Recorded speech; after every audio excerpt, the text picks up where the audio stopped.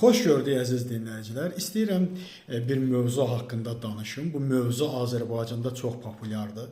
Bu yaxınlarda mən bir neçə blogerin də bu barədə danışdığını görmüşəm. Yəni hər hansı bir mövzudan danışdıqda və ölkədən danışdıqda gəlirlər deyirlər ki, nə yaxşı ki, şükürlər olsun ki, Azərbaycanda sabitlikdir və bu sabitlik çox böyük nemətdir və əlbəttə ki, mən də ondan razıyam ki, sabitlik çox böyük nemətdir.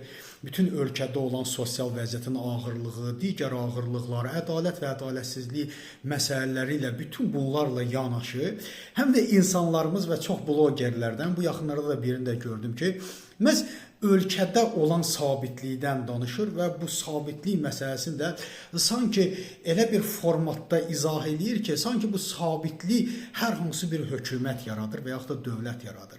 Əvvəla dostlar, sabitlik nədir?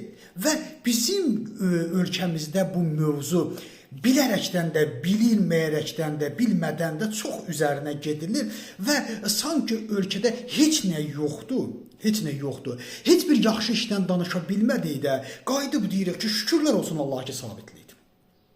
Baxın dostlar, sabitlik nədir ümumiyyətlə? Bu günlərə Azərbaycanda olan sabitlik, əslində qalsa bu sabitlik deyil, bu sakitlikdir. Sakitlik ilə sabitliyin fərqini mən bundan sizə izah eləməyə çalışacağam.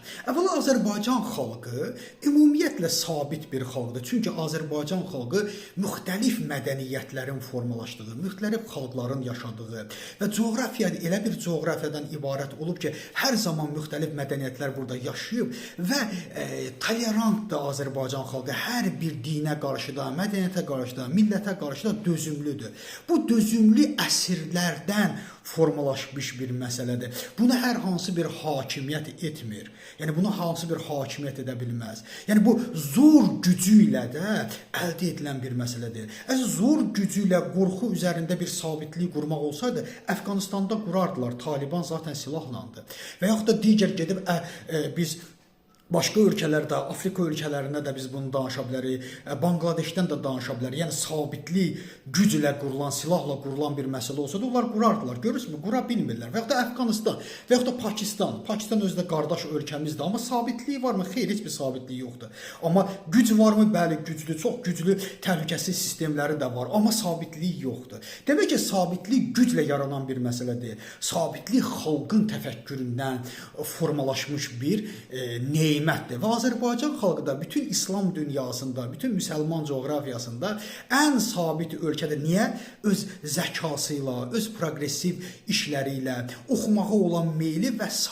ilə və coğrafiyası ilə da həmişə sabit bir xalq olub, həmişə sabitliyə xidmət edib, həmişə normal sürətdə yaşamaq istəyir və mən həmişə bu mənada deyirəm ki, Azərbaycan Avropanın bir hissəsidir bu mənada. Ora daha çox layiqdir, çünki Azərbaycan xalqı özü buna sevən bir xalqdır. İndi gəlirik Azərbaycanda doğrudan sabitlikdirmi? Baxın dostlar, bir ölkədə ədalət problemi varsa, bir ölkədə haqq hüquq problemi varsa və bir ölkədə sosial vəziyyət həddindən artıq ağırdırsa və digərlərini daha saymıram mən.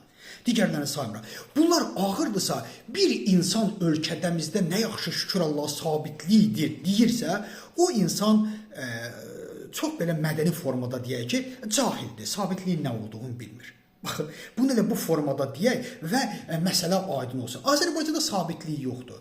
Azərbaycanda müvəqqəti sakitliyi var. Bax, müvəqqəti sakitlik ilə sabitlik arasında çox böyük bir fərq var. Ona görə müvəqqəti sabitlik, ona görə müvəqqəti sakitlik var ki, baxın, əvvəla bütün millətlər, bütün dövlətlər, demokratik ölkələr də həmişə vətəndaş mövqeyinə çox qulaq asırlar.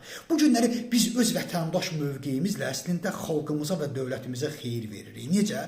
Vətəndaş mövqeyi önəmlidir. Hər bir ölkə rəhbərindən tutmuş, dövlət rəhbərindən tutmuş, hakimiyyətdən tutmuş, hər kəs hər zaman ictimai mövqeyini eşitmək istəyir. İctimai mövqeyə dinləmək istəyir. Çünki ictimai mövqe əsl mövqedir, real mövqedir.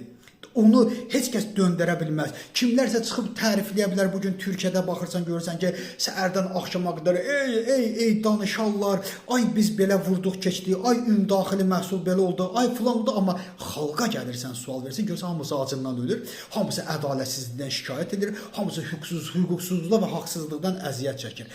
Demək ki, bunlar populizmdir, boş-boş söhbətlərdir. İndi bu mənada mənim əzizim, Azərbaycanda sabitlik yoxdur, vəqqəti sakitlik var. Ona görə ki, çünki Azərbaycanda bizim ədalət problemimiz var. Çünki Azərbaycanda bizim haqq-hüquq problemimiz var və Azərbaycan xalqının sosial vəziyyəti çox dəhşətli, ağırdır. Baxın, bütün bunlar var olan bir yerdə, hər kəs bunu dedikdən sonra, amma şükür olsun Allaha ki, sabitlikdir. Bax, bu artıq malalamaqdır. Bu mənasız bir maladır və bu özünü aldatmaqdır. Bir ölkədə əgər hüquq yoxdur, əgər bir ölkədə hüquq, ədalət yoxdursa, insanlar ədalət gəzirsə, bir ölkədə can təhlükəsi məsələsi hər zaman o hüququn üstünü tapdalamaq mümkündürsə və sosial vəziyyət həddindən artıq ağırdırsa, dostlar, özünüzü aldatmayın. Orada sabitlik yoxdur. Orada sadəcə olaraq vəqqəti, sakitliyi vardır. Təşəkkür edirəm.